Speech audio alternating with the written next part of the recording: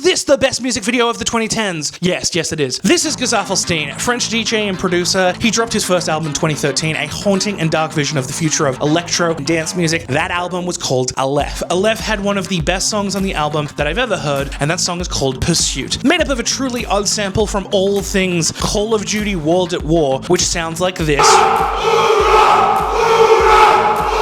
It is the Russian army Ura, and that is somehow not the craziest part of this song. To make matters worse and more intense, this was the music video, an insane 3-minute history of the rise and fall of an empire, directed by French duo Fleur Fortune and Manu Couso, who are actually quite well known as the people who directed the M83 music video for Midnight City. This short nightmare shows a dystopian propaganda war that fuels war machines and is about the god kings who rule over the land. It is purely from their perspective in an uncaring and unyielding world. The story is so wonderfully and simply told with a lot of simple camera movements. It starts off with the siring of a god king, builds on the technology and weaponry used to keep the unseen enemy at bay, mixing a wonderfully dystopian blend of cruel CGI, practical sets, and frankly, incredible casting. Everybody in this music video is so well put in place. It feels like it is an unending hallway of terrifying and uncomfortable shots that eventually end with a violent crescendo of rifles pointing at a group dancing in a box, which I still struggle to interpret exactly what that means, other than the fact that the rich and powerful would prefer to kill art and joy rather than not rule for a second. Nicolas Loise's commandment of the camera is gorgeous and frightening and visceral. The incredible visual effects work from Machine Mole, Mathematic, and the great production design from Claude Neron. I watch this music video